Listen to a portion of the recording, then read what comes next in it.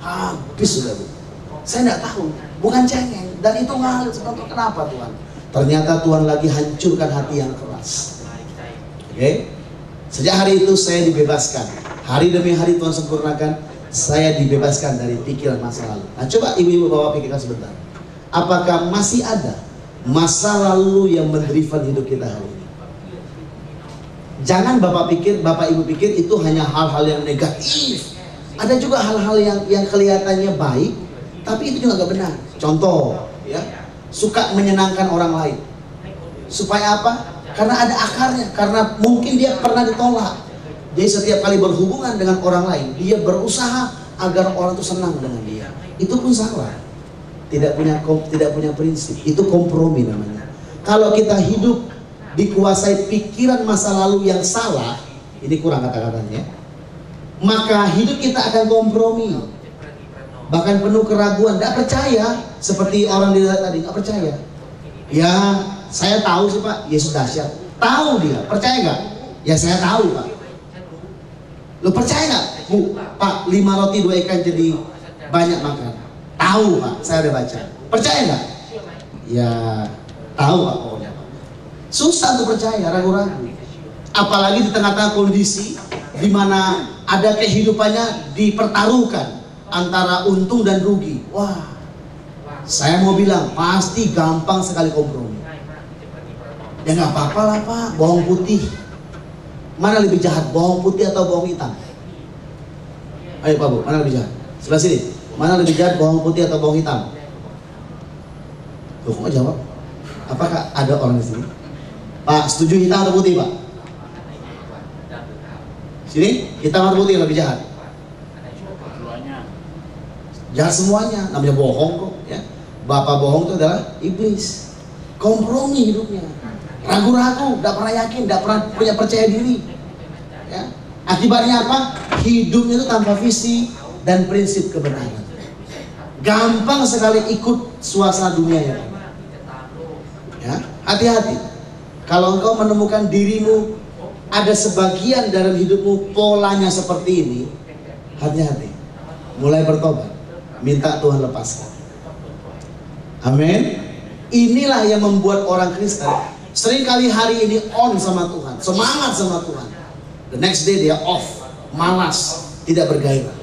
Kadang-kadang rajin beribadah minggu, di waktu yang tidak rajin beribadah minggu. Kadang-kadang tanpa alasan berani bertindak mengutamakan ibadah, di waktu lain banyak alasannya sehingga nggak bisa akan ibadah. Oke, ini namanya spirit of mediocrity. Kita lanjut, Bu. Kita lihat ciri-ciri orangnya. Tadi prinsipnya. Sekarang kita lihat ciri-cirinya. Ciri-ciri ini sebagai kecil saja dari banyak ya. Ciri-ciri orang yang hidup dalam spirit of mediocrity. Yang pertama, orangnya suka netral. Nggak asam, nggak basah, netral lah pokoknya Pak ya. pH-nya 7 Pak.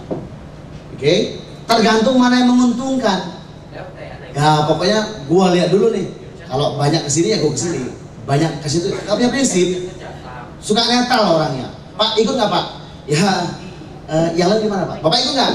Ya tergantung yang lain lah. Loh, yang lain mau ke neraka, Bapak ikut nggak? Oh enggak Pak. Jadi jangan tergantung orang, tergantung kepada Tuhan. Dan keputusan yang kau buat di hatimu sesuai dengan prinsip firman Tuhan. Suka netral orangnya. Oke? Gak nganan, gak kiri, pokoknya ya cari aman lah. Saya mau tanya, kalau kita lagi naik mobil, baiknya kita di kanan apa di kiri, di tengah? Di tengah kita tabrak Pak Bu, mati gitu Pak. Ya, gak punya prinsip. Terus yang kedua, asal-asalan. Ya, tidak memberikan yang terbaik dalam rumah tangga, dalam pekerjaan. Nah ini para pimpinan perusahaan nih. Kalau mau tahu kenapa anak buahmu suka tidak memberi yang terbaik, banyak alasan, siklifnya banyak. Ya, ini alasan ini. Karena spiritnya mediocrity, karena pola pikirnya mediocre. Sehingga kalau ada bos baru hebat, kalau nggak ada bos selibat. Ya. Terus ahli cari alasan, menghindari tanggung jawab. Pokoknya dia punya kamus, nama kamusnya kamus alasan. Ya, waktu kami di Batam, saya kata cerita kembali ya, saya ulang cerita waktu kami ikut di Batam. Jadi saya dan grup kami 4 orang dan grup kami yang 8 orang, kami sudah kompak untuk saling menjaga, saling ingetin supaya jangan terlambat, supaya jangan ada yang lupa. Tetapi tiba-tiba panitia bilang grupnya diperbesar dari 8 orang jadi 24 orang. Ya. Bapak Ibu tahu apa? Saya ini baru push up gara-gara di antara 8 orang ada terlambat. Itu capek, udah hari ketiga Pak, capek sekali ya. Baru mau duduk ditanya, ya Satgas ini bangkit berdiri. Jadi Satgas itu gabungan dari beberapa kelompok, 24 orang. Aduh, saya lagi saya bilang, saya bilang kenapa? Satu orang lupa bawa Alkitab. Dalam hati, untung lu jauh ya, dekat gue jambak lu ya, udah capek nih ya. Majulah ke depan. Yang satu yang terlambat di depan kita, kami 23 baris. Gara-gara dia buat salah, kami disuruh push up.